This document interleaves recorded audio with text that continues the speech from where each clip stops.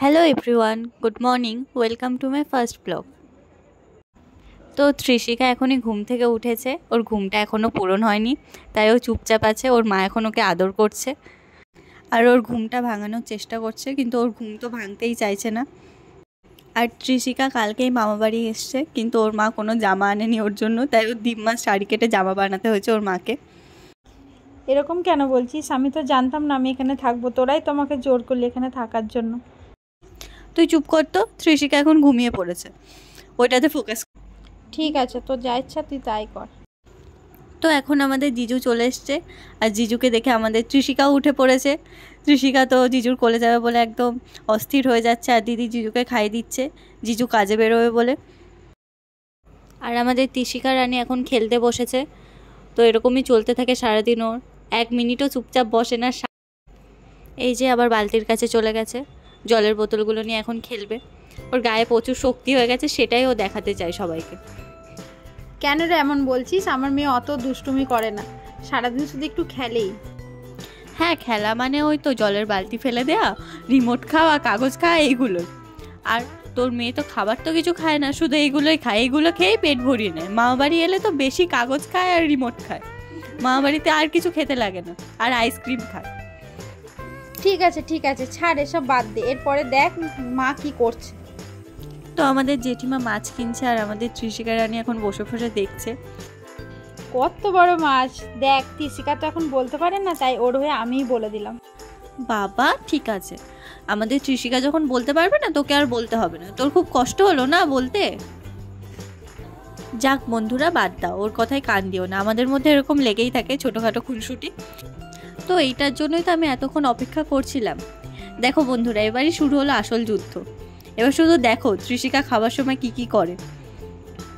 আমি প্রথমেই বলেছিলাম না আপনাদের যে ত্রিশিকা কাগজ খায়, রিমোট খায়, শুধু খাবারই খায় না। এই যে এখনই আপনারা দেখতে পাবেন, খাবার তো খাচ্ছেই না, উল্টে খেলা করছে। আর খাবার খাওয়াতেই পারে না ওকে, কোনো মতে একবার কি দুবার, তার থেকে বেশি আর খাওয়ানোই যায় না ওকে। শুধু কাগজ আর রিমোট খায়, আর একটু আইসক্রিম খায়, আর কিছুই খায় না।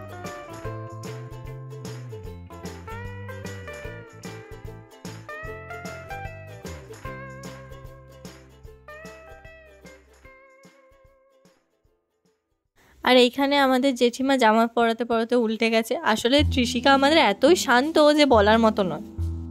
তো কালকে একটা দিদার বাড়িতে বিপত্তারিণী পুজোর ইনভিটেশন ছিল, সেখানে যাওয়ার জন্য আমরা রেডি হচ্ছি। বাট আমাকে ভিডিওতে দেখতে পাবে না, কারণ আমি বাড়ি চলে গেছিলাম রেডি হতে, তাই ওরা আমাকে ভিডিওতে নেয়নি। প্রচুর এই চুপ চুপ, দেখ এই দেখ তুইও ভিডিওতে আছিস, তুই কেন মিথ্যা কথা বলছিস? তুই তো বাড়ি চলে গেছিলিস সাজতে, ওই জন্য তখন তুই ছিলিস না। হ্যাঁ রে, ভিডিওতে আছি, কিন্তু আমাকে একবারও বলিসও নি যে তুই ক্যামেরা অন করেছিস, একবারও তাকাতেও বলিস না। ছাড় বাদ দে, অত কি আর মনে থাকে? দেখ এই দেখ, মা আর ত্রিশিকা মিলে দেখ কি সুন্দর দুজন মিলে বসে পড়েছে টোটোর মধ্যে হাঁটতে হাঁটতে গিয়ে। শুধু কি জেঠিমা, আমরাও তো ছিলাম। আমাদের ভিডিওটা করিসনি সেটা আলাদা ব্যাপার। যাই হোক, চার বাদ দে, পুজো বাড়িতে চলে এসেছি। আর এখানে আমাদের ত্রিশিকা আবার দুষ্টুমি করছে, ও তো এক মিনিটও চুপচাপ বসে না। আরে এটা তো ওর দোষ নাই, দেখ না কত গরম ছিল, ওই জন্য তো ওরকম খ্যান খ্যান করছিল, ছোট না। দেখ দেখ কি সুন্দর আমার সাথে খেলা করছে, তোর কাছে থাকলে তো এক মিনিটও চুপ বসে না।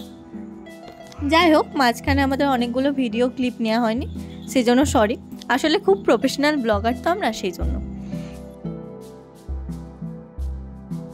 তো আমরা এখন বেরিয়ে পড়েছি বাড়ি যাওয়ার জন্য, টোটোতে চেপে পড়েছি। আসলে কি বলতো, ত্রিশিকার তো ঘুম পেয়ে গেছিলো, সেজন্য আমি, দিদি আর ত্রিশিকা বাড়ি চলে এলাম, আর জেঠিমা ওইখানেই আছে, জেঠিমা পরে আসবে। তো বাড়িতে চলে এসছি এখন আমরা। তো আজকের মতো ব্লগটা এখানেই শেষ করলাম।